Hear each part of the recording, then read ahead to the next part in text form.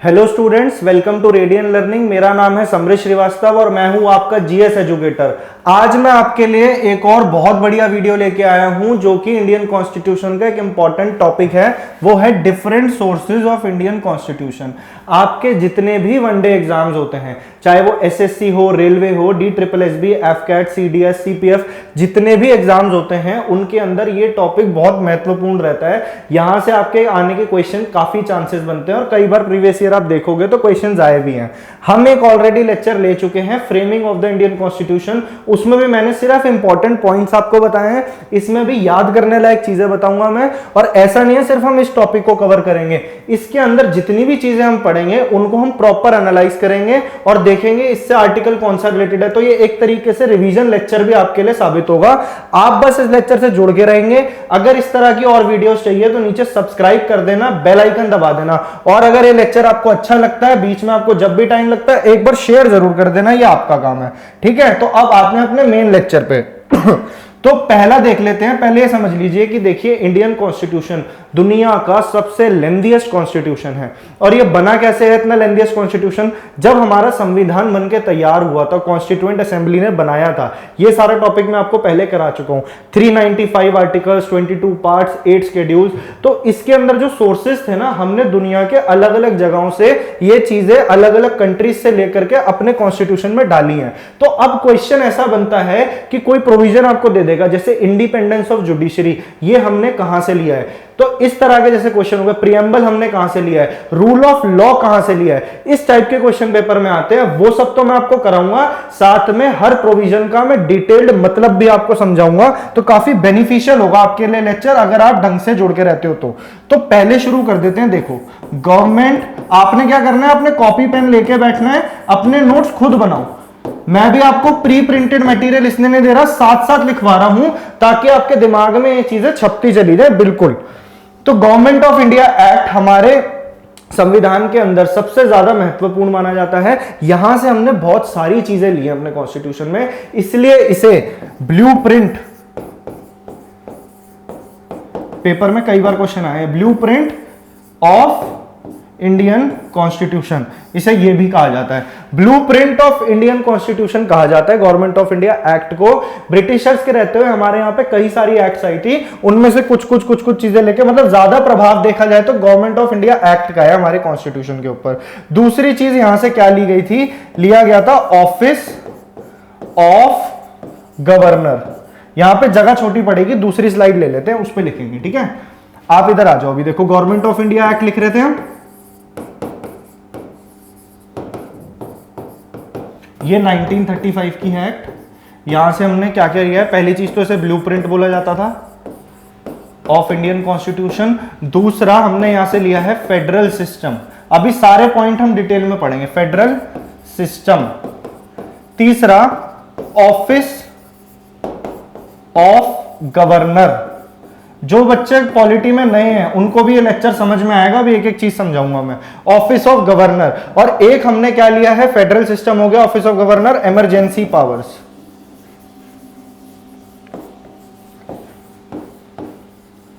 ये सारी इंपॉर्टेंट चीजें जो आपके एग्जाम पॉइंट ऑफ व्यू से इंपॉर्टेंट है कि ये कहां से ली गई है, वो ऐसे पूछी जाती है आपसे।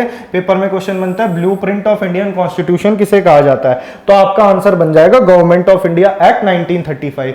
फिर आता है फेडरल सिस्टम। फेडरल सिस्टम क्या होता है? देखिए, हमारे देश में डिसेंट्रलाइजेशन ऑफ पॉलिटिक्स है, डिसेंट्रलाइजेशन ऑफ पावर है, यानी कि सारी पावर सेंटर के पास नहीं है। स्टेट की अपनी असेंबलीज हैं, फिर नीचे पंचायती राज सिस्टम है, उसका 3 टायर स्ट्रक्चर है ना। तो इसी को बोलते हैं फेडरल सिस्टम, यानी कि अपने जितना भी एग्जीक्यूटिव, लेजिस्लेचर, जुडिशरी वाला विंग है, उनको हर लेवल पे बांट देना। स्टेट की अपनी असेंबलीज हैं, यहां पे प्रेसिडेंट है, नीचे गवर्नर है, वहां पे प्राइम मिनिस्टर है, नीचे चीफ मिनिस्टर है। तो ये होता है फेडरल सिस्टम का मतलब। लेकिन उसके बाद भी इंडिया पूरी तरह से फेडरल नहीं कहलाता, क्योंकि यहां पे जो एंड पावर होती है, जो मतलब सबसे ज्यादा पावर है, वो सेंटर की तरफ ज्यादा बायस्ड होती है। इसलिए इसे क्वासी फेडरल या सेमी फेडरल स्ट्रक्चर भी कहा जाता है। वो जब मैं आपको कनाडा के सोर्सेज बताऊंगा तब मैं आपको अच्छे से एक्सप्लेन करूंगा। आप ये समझ लीजिए कि फेडरल सिस्टम, अभी आपको आई होप क्लियर होगा कि फेडरल सिस्टम एग्जैक्टली होता क्या है। पावर्स को डिवाइड कर देना अलग अलग पार्ट पे, मतलब अपने छोटे फ्रेगमेंट्स में। अब आ जाते हैं नेक्स्ट पे, ऑफिस ऑफ गवर्नर, राज्यपाल का ऑफिस। यानी कि जैसे सेंटर में हमारे पूरे देश के अंदर एक प्रेसिडेंट होता है, उसी लेवल पे हर स्टेट में, जितने हमारे यहाँ स्टेट्स है 28 स्टेट्स हैं, हर स्टेट में एक गवर्नर अपॉइंटेड होता है और यूनियन टेरिटरीज के अंदर लेफ्टिनेंट गवर्नर अपॉइंटेड होता है। तो जो ऑफिस ऑफ गवर्नर है ना, जो रोल प्रेसिडेंट सेंटर में प्ले करेगा वही रोल गवर्नर स्टेट में प्ले करेगा। और ये गवर्नर जो है, इसी का जो ऑफिस है, ये हमने प्रोसीजर जो हमने लिया गवर्नमेंट ऑफ इंडिया 1935 से लिया है, ये आता है आपके आर्टिकल नंबर 155 में। तो साथ साथ आपको आर्टिकल भी बताता चलूंगा मैं जो इंपॉर्टेंट है, तो एक रिवीजन भी आपका हो जाएगा। आर्टिकल 155 में आता है ऑफिस ऑफ गवर्नर, हमने गवर्नमेंट ऑफ इंडिया एक्ट से लिया है। फिर आती है हमारी इमरजेंसी पावर्स।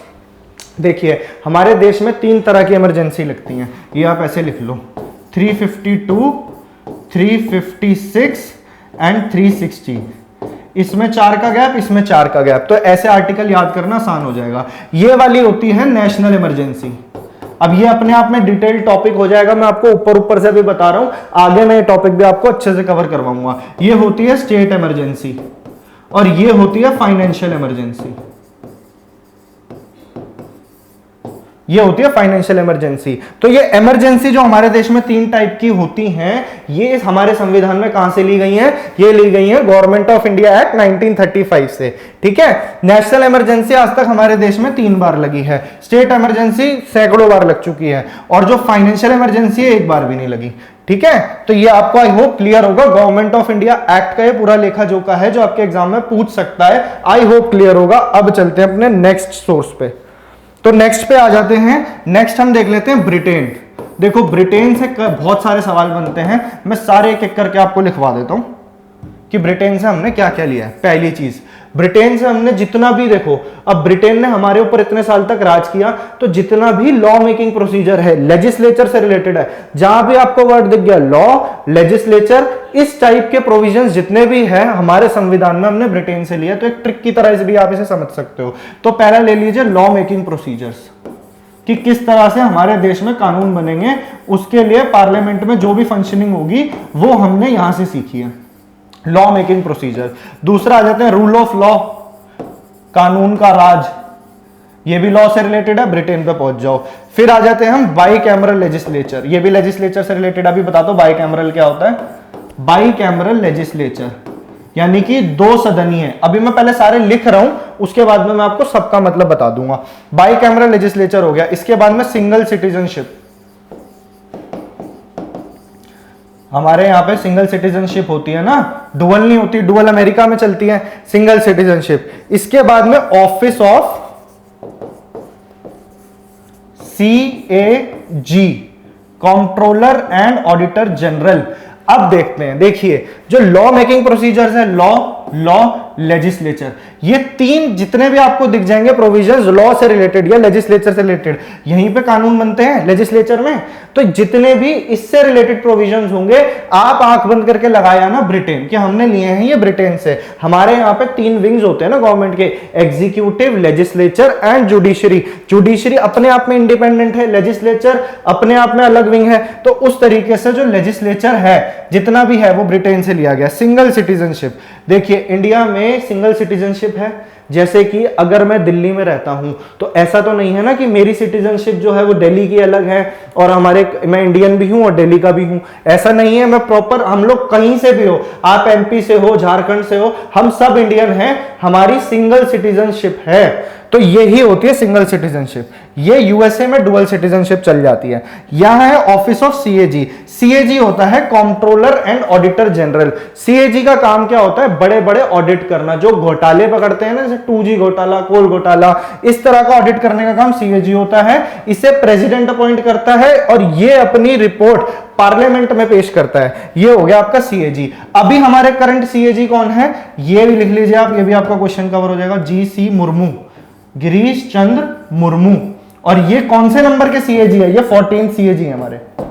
ठीक है, देखो कितने सारे क्वेश्चंस कवर हो गए। CAG अभी कौन है? गिरीश चंद्र मुर्मू। और ये हमने CAG का कंसेप्ट लिया कहां से है? तो ब्रिटेन से लिया है। आई होप यहां पे क्लियर होगा। मैं हट जाता हूं, एक बार आप अपनी कॉपी में नोट कर लेना, हैंडराइटिंग समझ में आए तो इसका स्क्रीनशॉट ले सकते हो आप। नेक्स्ट पे आ जाते हैं। नेक्स्ट हमारा सोर्स जो है हमें समझना है, that is very important, USA। अब जैसे मैंने आपको ट्रिक बताई कि जहां पे भी लॉ मिल जाए, लेजिस्लेचर मिल जाए, आप भाग के जाओ ब्रिटेन लगाओ, और जहां पे भी जुडिशरी से रिलेटेड कुछ भी चीजें मिल जाए तो आप यूएसए लगाओ। इंडिपेंडेंस ऑफ जुडिशरी,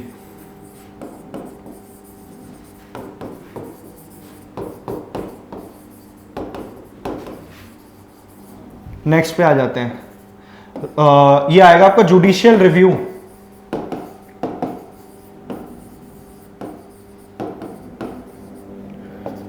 रिमूवल, अभी सारे पॉइंट समझाऊंगा, अभी बस लिखते जाओ। Removal of supreme court and high court जजेस, क्लियर है। नेक्स्ट पे आ जाते हैं प्रीएम्बल, वेरी इंपॉर्टेंट। एक आप लिख लीजिए यहीं पे, fundamental rights, very very important. और एक चीज आप लिख लीजिए, प्रीएम्बल हो गया, फंडामेंटल राइट्स हो गया, फंक्शंस ऑफ प्रेसिडेंट। बोल रहा हूं मैं साथ साथ, अगर ना समझ में आया लिखा हुआ तो साथ साथ लिखना, functions of president and vice president. देखो हमारे इंडिया में चलता है पार्लियामेंट्री सिस्टम, यूएसए में चलता है प्रेसिडेंशियल सिस्टम, ब्रिटेन में भी चलता है पार्लियामेंट्री सिस्टम। हमने पार्लियामेंट्री सिस्टम लिया है ब्रिटेन से, और प्रेसिडेंशियल सिस्टम चलता है वहां पे, तो आप ऐसे याद रख लो वहां पे प्रेसिडेंशियल सिस्टम चलता है, इसलिए फंक्शंस ऑफ प्रेसिडेंट और वाइस प्रेसिडेंट जो है ना, हमने यूएसए से लिए है। समझे मेरी बात। आप आ जाते हैं इस पे पहले, independence of judiciary. Independence of judiciary का मतलब यही है, जैसे मैंने आपको बताया, 3 विंग्स होते हैं हमारी इंडियन कॉन्स्टिट्यूशन में। एक तो एग्जीक्यूटिव होता है, एक लेजिस्लेचर होता है, एक जुडिशरी होता है। एग्जीक्यूटिव का काम होता है जो गवर्नमेंट होती है, जो प्राइम मिनिस्टर, उसकी कैबिनेट मिनिस्ट्री, प्रेसिडेंट, ये सब एग्जीक्यूटिव में आते हैं। लेजिस्लेचर होती है जहां पे कानून बनते हैं, संसद। और जुडिशरी अपने आप में इंडिपेंडेंट है, सिंगल इंटीग्रेटेड जुडिशियल सिस्टम है हमारे यहाँ। एपेक्स में कौन बैठा है? सुप्रीम कोर्ट, फिर हाई कोर्ट, फिर डिस्ट्रिक्ट कोर्ट, फिर सबऑर्डिनेट कोर्ट। तो ये जो है जुडिशरी अपने आप में आजाद है। ये जुडिशियल रिव्यू भी ले सकती है। जुडिशियल रिव्यू का मतलब ये होता है, हमारे देश में अगर हम में से किसी का भी फंडामेंटल राइट का उल्लंघन हो रहा है, अगर कोई लॉ ऐसा बना है जिसका कि फंडामेंटल राइट उल्लंघन हो सकता है, तो फिर क्या होगा, वो जुडिशियल रिव्यू के परव्यू में आ जाएगा। जुडिशियल रिव्यू, जुडिशरी जो सुप्रीम कोर्ट है, हाई कोर्ट है, वो रिव्यू कर सकते हैं उस कानून को, इसी को कहा जाता है जुडिशियल रिव्यू। और ये लिया है हमने यूएसए से। Removal of supreme court and high court जजेस, इसका एक प्रोसीजर होता है किस तरीके से सुप्रीम कोर्ट और हाई कोर्ट जजेस को हटा सकते हैं, स्पेशल मेजॉरिटी से हटाया जाता है, वो सब मैं आपको बताऊंगा। अभी आप इतना समझ लो। देखो ये 3 चीजें जुडिशरी से रिलेटेड है, सुप्रीम कोर्ट और हाई कोर्ट जजेस, जुडिशियल रिव्यू, जुडिशरी, ये तीनों रिलेटेड है। तो आपका क्या आंसर बनेगा? यूएसए। अब आ जाते हैं नेक्स्ट पे, प्रीएम्बल। प्रीएम्बल क्या होता है? हमारे कॉन्स्टिट्यूशन का सबसे पहला page, preface of the Indian constitution, and it is equally important, it is the integral part of the constitution. ये कॉन्स्टिट्यूशन का एक विभिन्न हिस्सा है प्रीएम्बल। और ये किसने दिया था? इसको मैंने आपको पुरानी वीडियो में बताया है कि किसने दिया था प्रीएम्बल। प्रीएम्बल दिया था जवाहरलाल नेहरू जी ने 13 दिसंबर 1946 को, ऑब्जेक्टिव रेजोल्यूशन के नाम से। India is a sovereign, socialist, secular, democratic Republic. तो वो मैंने आपको अच्छे से बताया था कि ये प्रीएम्बल है हमारा।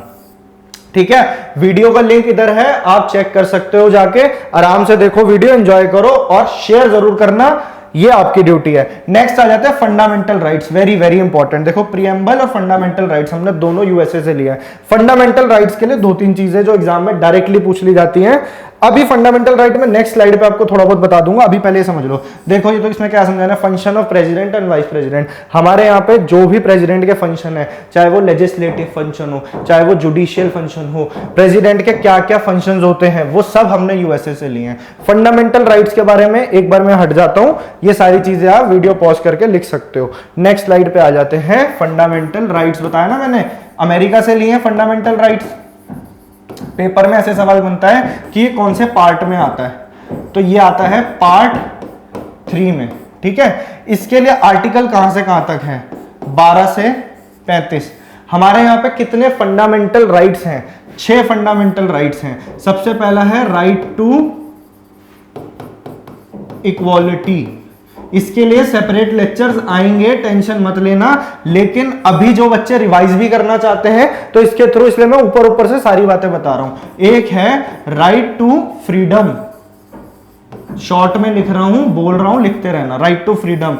फिर है आपका right against exploitation.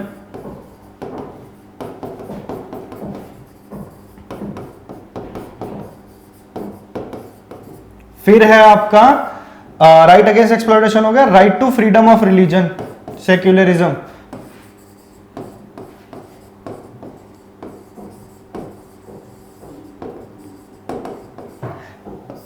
Cultural and educational rights. और finally right to constitutional remedies. Short form में लिखा है। पूरा फंडामेंटल राइट जब पढ़ेंगे डिटेल में पढ़ेंगे एक एक चीज, लेकिन आप ये समझ लो सबसे पहले तो ये क्वेश्चन कई बार आया पेपर में, पार्ट 3 आर्टिकल 12 से 35, right to equality, right to freedom, right against exploitation, right to freedom of religion, cultural and educational right, right to constitutional remedies. ये है आर्टिकल 14 से article 18। Right to freedom article 19 से article 22। ठीक है, उसके बाद में आ जाओ इधर, राइट अगेंस्ट एक्सप्लॉयटेशन, ये हो जाएगा आपका आर्टिकल 23 से article 24। Right to freedom of religion 25 से 28। अगर आपको ये खिड़कियां भी पता है ना कि किसके अंदर कौन सा राइट लाई कर रहा है, तो अगर आपको डायरेक्ट ये नहीं पता है कि मान लीजिए right to freedom of speech किस में आता है, तो आपको फ्रीडम वर्ड से पता लग जाएगा, ज्यादा से ज्यादा 19 से 22 के बीच में ही आएगा। तो आप ऑप्शन देख के एलिमिनेशन से भी लगा पाओगे पेपर में। तो आपको ये तो एटलीस्ट याद होना ही चाहिए, अगर आपको पर्टिकुलरली राइट एक एक करके नहीं याद तो आपको वो भी होना चाहिए। Right to freedom of religion 25 से 28, कल्चरल एंड एजुकेशनल राइट 29 से 30, और ये सबसे इंपॉर्टेंट है जो कि इन सब राइट को आपको एश्योर करवाता है, वो है right to constitutional remedies article 32। इसे heart and soul of Indian constitution भी कहा जाता है। और ये इसको किसने कहा था, heart and soul of Indian constitution? Doctor BR Ambedkar ji ने। ठीक है, इसके अंदर 5 तरह के रिट्स इशू होते हैं। अब वो टॉपिक बहुत भार हो जाएगा, अभी मैंने आपको जितना बता सकता था ऊपर ऊपर से मैंने आपको बता दिया। पार्ट 3 आर्टिकल्स बता दिए, ये मैंने आपको वो बता दिए कि किस किस के अंदर कौन सा आर्टिकल लाई करेगा।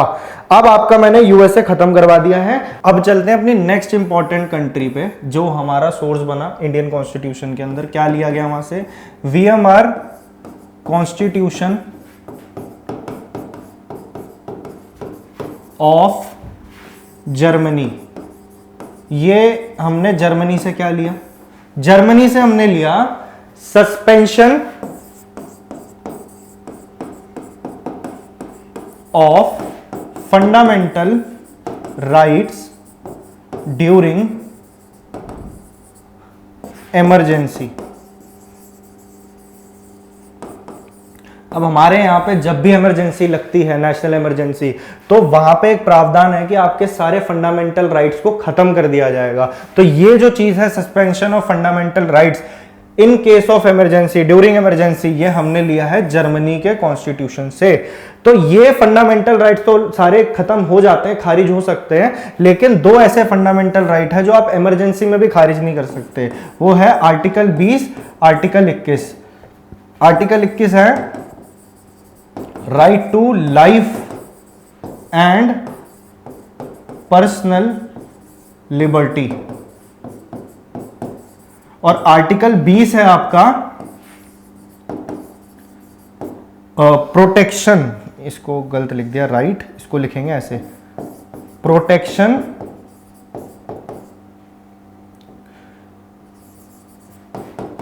In case of conviction of offences. ये 2 ऐसे संविधान के अंदर हमारे फंडामेंटल राइट हैं जो कि आप कभी भी खारिज नहीं कर सकते, even in the case of emergency. बाकी ये सस्पेंशन ऑफ फंडामेंटल राइट्स, ये कहां से लिया गया है? ये हमने लिया है कॉन्स्टिट्यूशन ऑफ जर्मनी से। अब चलते हैं नेक्स्ट इंपॉर्टेंट सोर्स पे, तो आप लिख लीजिए कनाडा। कनाडा से क्या लिया गया? कनाडा से लिया है हमने federation with strong centre, federation with strong centre. और क्या लिया हमने? Advisory jurisdiction of supreme court. ठीक है। फेडरेशन विद स्ट्रॉन्ग सेंटर का क्या मतलब है? इसका मतलब है कि हमने एक तो फेडरल सिस्टम, मैंने आपको फिर से रिवाइज करो कहां का बताया था, कहां से लिया है, 1935 की एक्ट से। और फेडरेशन विद स्ट्रॉन्ग सेंटर का क्या मतलब है? इसका मतलब यह है हमारे यहां पे फेडरल सिस्टम तो है लेकिन हमारे यहां पे सेंटर बायस्ड है, यानी कि सेंटर की तरफ पावर ज्यादा है, केंद्र सरकार के पास पावर ज्यादा है। जैसे कि हमारे यहां पे इस टाइप के प्रोविजंस है, सिंगल सिटीजनशिप है और सिंगल इंटीग्रेटेड जुडिशियल सिस्टम है, सुप्रीम कोर्ट एपेक्स में है यहां पे, है ना, सिंगल सिटीजनशिप है। इसके अलावा और क्या है कि अगर हमारे यहां पे 3 लिस्ट हैं, वो आपको मैं आगे बताऊंगा। कंकरेंट लिस्ट के अंदर अगर मतलब अगर कंकरेंट लिस्ट है तो एंड में जो चलेगी वो एंड में सेंटर की ही चलेगी, सेंटर जो चाहेगी वही होगा कंकरेंट लिस्ट के मैटर जो भी हैं उसके अंदर। तो हमारे यहां पे ऐसा स्ट्रक्चर है कि सेंटर ज्यादा पावरफुल है और ये वाला आइडिया हमने कनाडा से लिया है ताकि सेंटर का एक कंट्रोल बना रहे। इंडिया इतनी बड़ी कंट्री है, डाइवर्सिटी है, सबको एक रखने के लिए स्ट्रॉन्ग सेंटर होना भी जरूरी है। समझे मेरी बात? और इसको इसीलिए 2 टर्म बोली जाती है, क्वासी फेडरल या सेमी फेडरल। तो हमारे यहां क्वासी फेडरल या सेमी फेडरल स्ट्रक्चर है। समझ गए मेरी बात? क्वासी फेडरल या सेमी फेडरल स्ट्रक्चर है। नेक्स्ट आ जाता है advisory jurisdiction of supreme court. Supreme court की कई सारी पावर्स होती हैं, उसे हम जुरिस्डिक्शन बोल देते हैं, जैसे original jurisdiction, appellate jurisdiction, advisory jurisdiction. Article 143 यानी कि ये एड एंड एडवाइस कर सकती है प्रेसिडेंट को जब उसको उसकी जरूरत पड़े। तो 143 आर्टिकल के अंदर ये वाली पावर है सुप्रीम कोर्ट की और ये हमने ली है कनाडा से। आई होप आपको समझ में आ रहा होगा, हिंदी वाले बच्चों को भी समझ में आएगा, कोई इतनी कॉम्प्लिकेटेड चीज नहीं है, ये कनाडा हो चुका है। नेक्स्ट आते हैं हम अपने अगले इंपॉर्टेंट ईयर पे। तो आ जाओ आप आयरलैंड पे, लेक्चर शेयर करते रहिए। आयरलैंड से हमने लिया है डीपीएसपी, अभी बताऊंगा क्या है। नेक्स्ट हमने लिया है nomination of members to Rajya Sabha by the president. और हमने क्या लिया है, एक और चीज लिया है, ये हो गई 1, ये हो गई 2, ये हो गई 3। तीसरी चीज हमने क्या ली है, procedure of election of president. Procedure of election of president भी हमने यहां से लिया है। डीपीएसपी क्या है, directive principles of state policy, राज्य के नीति निर्देशक तत्व। डीपीएसपी क्या होता है कि ये एक तरीके से गाइडलाइंस होती हैं गवर्नमेंट के लिए कि आपको कानून किस तरीके से बनाने हैं। हमारा देश सोशलिज्म को प्रमोट करे, इस तरह के कानून बनने चाहिए। तो directive principles of state policy में सोशलिज्म की थ्योरी, सोशलिज्म का थोड़ा सा साथ दिया गया है कि वेलफेयर इकोनॉमी होनी चाहिए डीपीएसपी के अंदर, और जो स्टेट है, जो गवर्नमेंट है, उनको लॉज इसको देख के बनाने चाहिए। अब डीपीएसपी से पूछ लिया जाता है कौन से पार्ट में आता है, तो ये आता है पार्ट 4 में। आर्टिकल्स कौन कौन से हैं, 36 से लेके 51। Directive principles of state policy, समझ गए? ये हमने लिया है आयरलैंड से। नेक्स्ट पे आ जाते हैं, second, nomination of members to Rajya Sabha by the president. देखिए, राज्यसभा के अंदर हम डायरेक्ट इलेक्शन नहीं करते हैं, खैर वो अलग टॉपिक है। राज्यसभा जो है ना, राज्यसभा के अंदर 250 मेंबर्स की मैक्सिमम स्ट्रेंथ होती है, उसमें से 12 मेंबर्स, 12 मेंबर्स प्रेसिडेंट अपनी तरफ से नॉमिनेट कर सकता है, जो कि डिफरेंट फील्ड्स में एक्सीलेंट हो, मतलब वो एक्सेल करते हो अपनी अपनी फील्ड्स में, जैसे कि आर्ट हो गया, साइंस हो गया, लिटरेचर हो गया, आपका क्रिकेट हो गया, स्पोर्ट्स हो गया। तो जो प्रेसिडेंट को ऐसे लोग लगते हैं, वो चाहे तो अपने 12 मेंबर्स को वो नॉमिनेट करते हैं, और ये वाला प्रोविजन हमने आयरलैंड से लिया है। सिंपल है, समझ में आ रही है चीजें? अब अगर मैं डायरेक्ट आपको फैक्ट्स बता देता, कितना मुश्किल होता आपके लिए भी याद रखना। अब आपको बेसिक मतलब भी समझ में आ रहा होगा हर बात का, तो आप ज्यादा अच्छे से कनेक्ट कर पाओगे, तो आपकी थोड़ी सी मेहनत बचेगी। तो अगर ऐसा हो रहा है सच में, तो जरूर आपको इस चैनल से बने रहना है और उसको सब्सक्राइब जरूर करके बेल आइकन दबाना है। Procedure of election of president, election of president, पहली चीज तो इसके लिए आर्टिकल आप याद रखेंगे, एक तो होता है इलेक्शन ऑफ प्रेसिडेंट, वो आता है आर्टिकल 54। लेकिन अगर बोले हम procedure of election of president कि उसको इलेक्ट करने का प्रोसीजर एग्जैक्टली होगा क्या, वो है आर्टिकल 55। ये आर्टिकल्स भी आप साथ साथ लिख लो, अच्छा रिवीजन हो जाएगा। आर्टिकल 55। और हमारे यहाँ पे प्रेसिडेंट इलेक्ट कैसे किया जाता है, हमारे यहाँ पे डायरेक्टली इलेक्ट थोड़ी होता है प्रेसिडेंट, हम थोड़ी जाते हैं वोट देने के लिए प्रेसिडेंट। जिन लोगों को हमने इलेक्ट करा है वो आगे प्रेसिडेंट को इलेक्ट करते हैं, इसी को बोलते हैं इनडायरेक्टली इलेक्टेड। हमने इलेक्ट नहीं करा है लेकिन वो इनडायरेक्टली इलेक्टेड है उनके द्वारा जिन्हें हमें इलेक्ट करा है। इसके अंदर एक इलेक्टोरल कॉलेज बनता है। इलेक्टोरल कॉलेज के अंदर कौन कौन लोग बैठते हैं, लोकसभा राज्यसभा के इलेक्टेड मेंबर्स।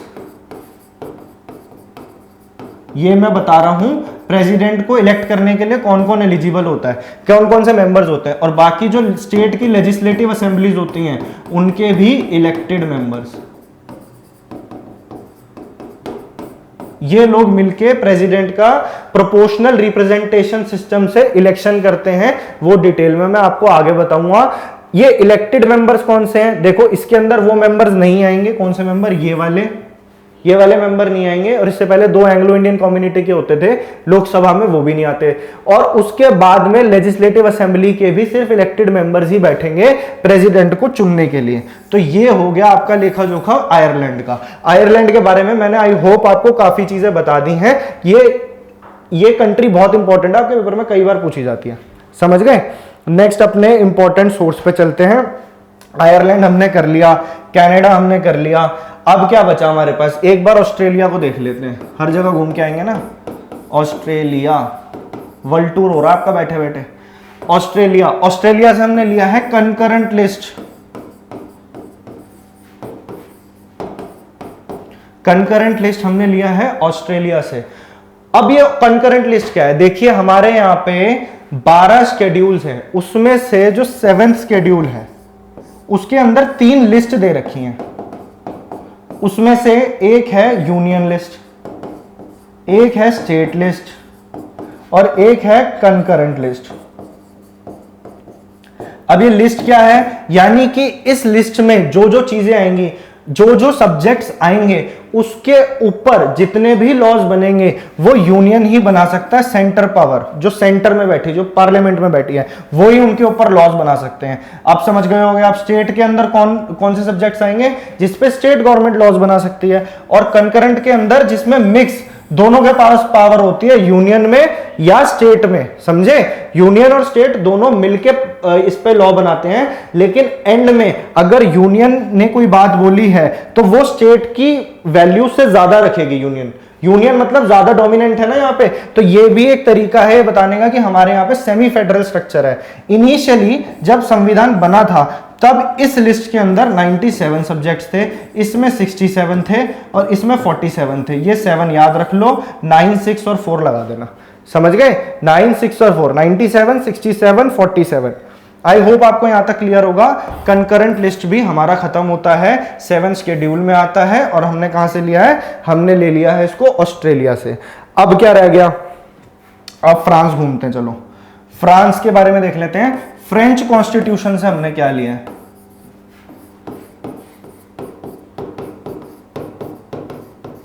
फ्रेंच कॉन्स्टिट्यूशन से हमने लिए हैं आइडियल्स ऑफ लिबर्टी, इक्वालिटी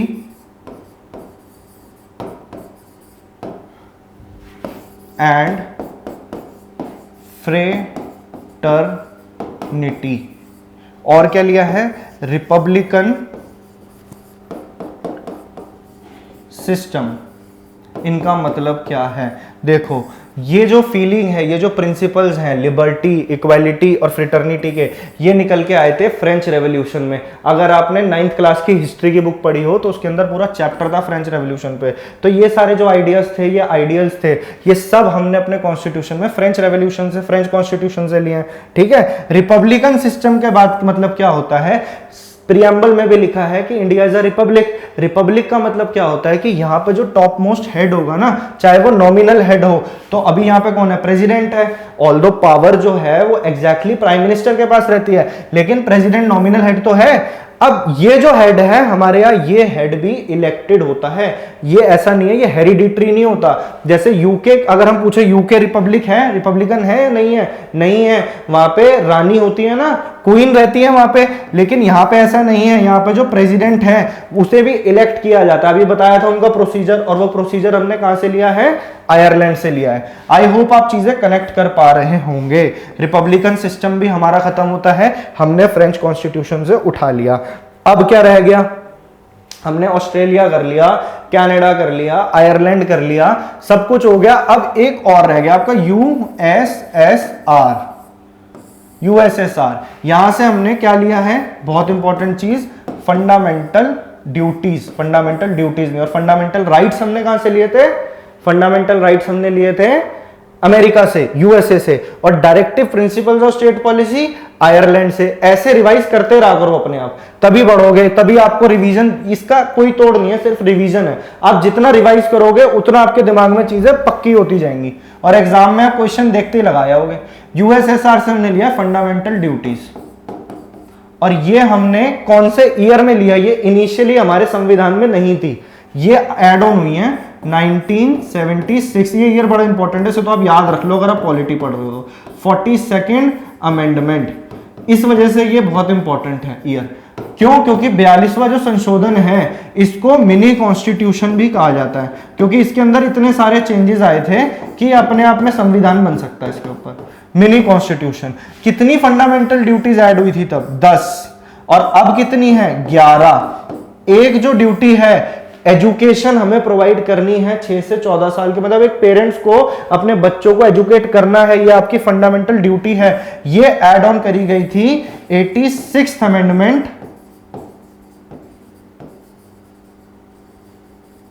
2002 के अंदर। 86th अमेंडमेंट 2002 में हमने ये एक और ड्यूटी ऐड कर दी थी फंडामेंटल ड्यूटीज के अंदर। फंडामेंटल ड्यूटीज ली कहां से गई हैं, यूएसएसआर से। एक बार इसका आर्टिकल और इसका पार्ट भी लास्ट हम देख लेते हैं। इसका पार्ट है आपका पार्ट 5, ठीक है, पार्ट 4A, ये बात आप ध्यान रखना, पार्ट 4 है, क्योंकि देखो ए, जहां भी आपको ए लिख जाए ना अल्फाबेट्स, ए बी, इसका मतलब ये एडिशंस है, इनिशियली कॉन्स्टिट्यूशन में नहीं थी। पार्ट 4 में तो डीपीएसपी था, फिर पार्ट 5 आपका यूनियन शुरू हो जाता है, पार्ट 6 स्टेट्स हो जाता है, तो इसको बीच में डाला गया पार्ट 4A नाम से। समझ गए मेरी बात। और इसका आर्टिकल है 51A। इस आर्टिकल के तहत ये फंडामेंटल ड्यूटीज है टोटल 11, अब 11 है, एक एड ऑन हुई 86th अमेंडमेंट एक्ट में। आई होप आपने ये लेक्चर एंजॉय करा होगा, आपको समझ आया होगा आज जो मैंने पढ़ा है, और ये टॉपिक आपका हमेशा के लिए क्लियर हो जाएगा। इस लेक्चर को अगर आपने ध्यान से लिया है, अपनी कॉपी को जो आपने लिखा है इसको बार बार रिवाइज करते रहना, और जो मैंने एक्स्ट्रा इन्फॉर्मेशन दी है ये वो भी आपके काफी काम की है। आपको लेक्चर अच्छा लगा हो तो इसको शेयर जरूर करना, और नीचे सब्सक्राइब बटन है उसे दबा दो, बेल आइकन दबा दो। इस तरह की ढेरों वीडियो आपको इस चैनल पे मिलती रहेंगी। अब मैं आपके लिए लेके आने वाला हूं previous year most important questions. हमारी अपने पब्लिकेशन की एक बुक है, वहां से हम उन क्वेश्चंस को कवर करेंगे, और वो बुक बहुत अच्छी है, आपको अभी मैं करवाऊंगा वहां से क्वेश्चन। दूसरा, मैं स्टैटिक जीके और ये सारे पोर्शंस भी लेते आता रहूंगा आपके लिए। नीचे कमेंट सेक्शन में मेरे को बता देना किस टाइप की, किस टॉपिक पे आपको वीडियोस चाहिए, वो आपको प्रोवाइड कर दी जाएंगी। Thank you so much.